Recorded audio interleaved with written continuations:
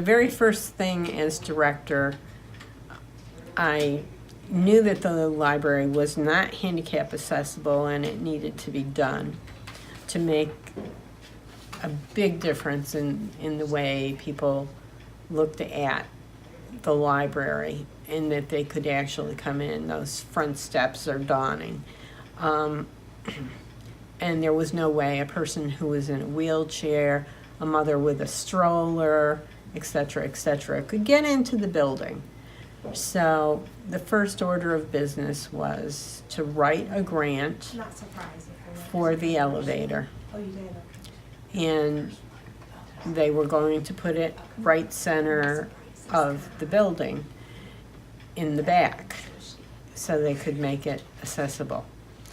What happened was I got the grant from the federal government. I had help from John Lusk, who's the local architect and very into historic preservation. So I had plans drawn up for free, and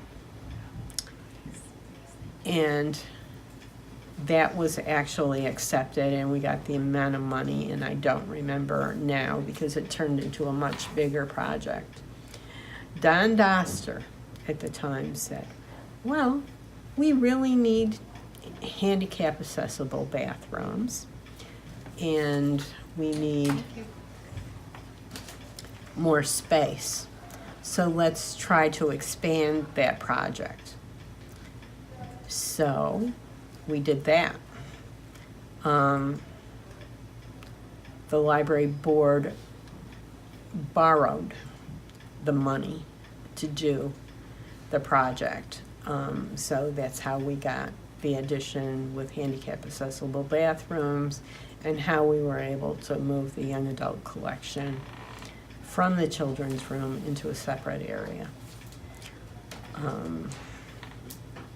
And after it was built, then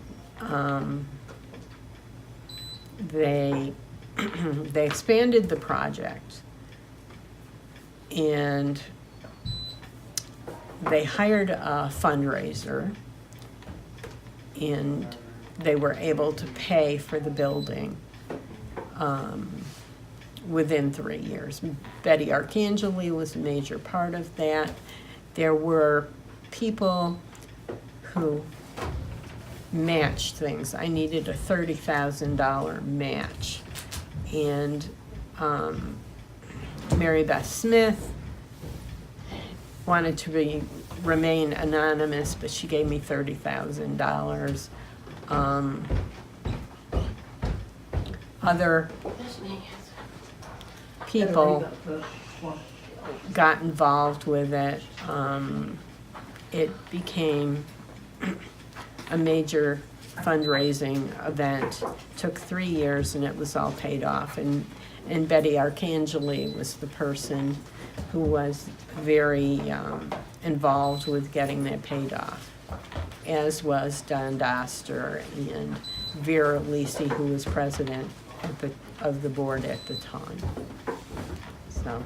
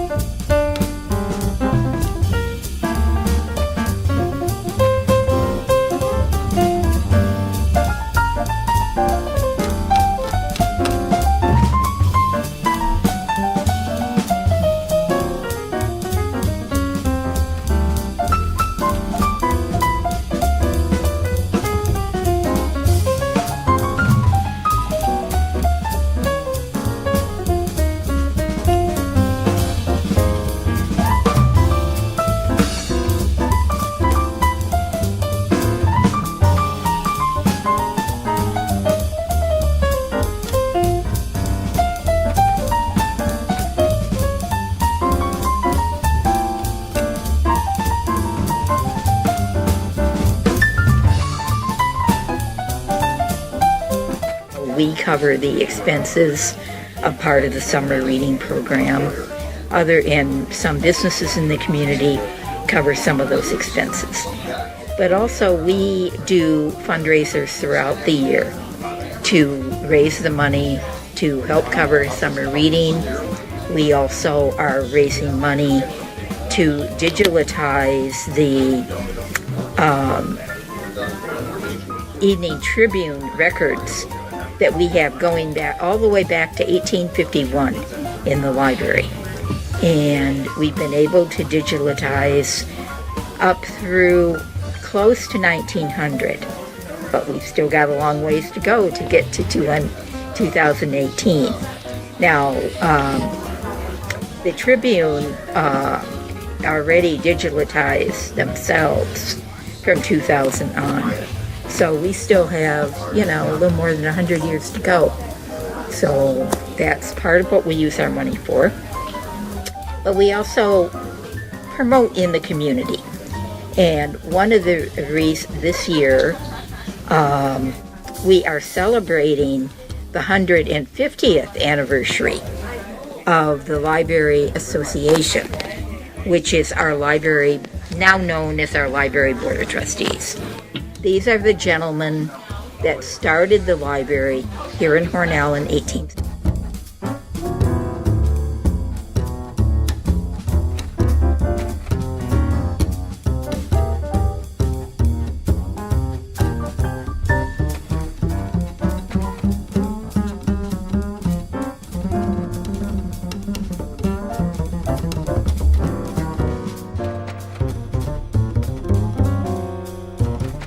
Friends of the Library, and I was interested in participating in that, so I attended the meetings and I was elected treasurer, and I've been treasurer ever since.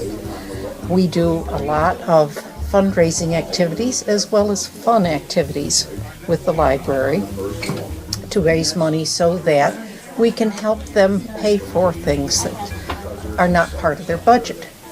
We have donated to such things as the summer reading program.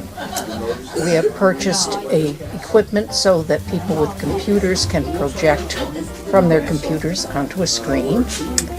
And we regularly help pay for the digitization of the newspapers that are on file at the library.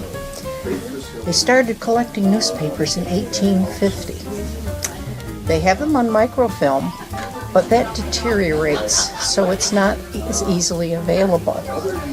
By digitization, it makes it available on the computer, but it's very expensive.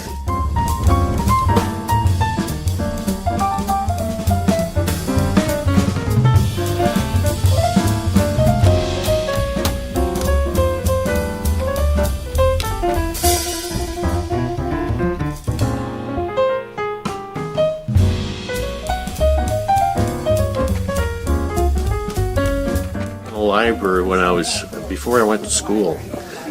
My mother used to always take once a week, all summer long, we'd come and drive over the hill to the library, and it was always a good time.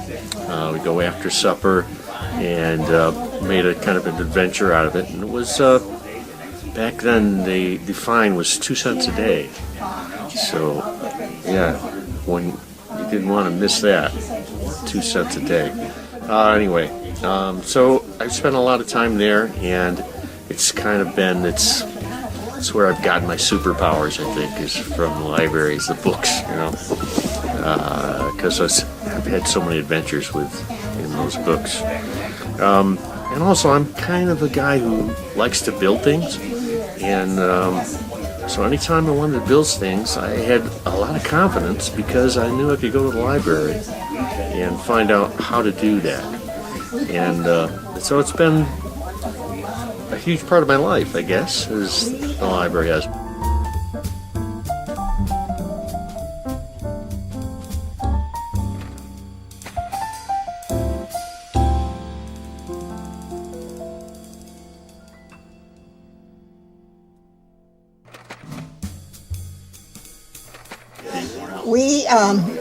The director runs the library. She's in charge of the the employees and the hiring and the firing and so forth, but the board advises her and suggests things to her. And she brings problems to the board and talks to us about problems, and we try to help her with any problems that she's run across. It's really been an interesting job. I've enjoyed it very much. So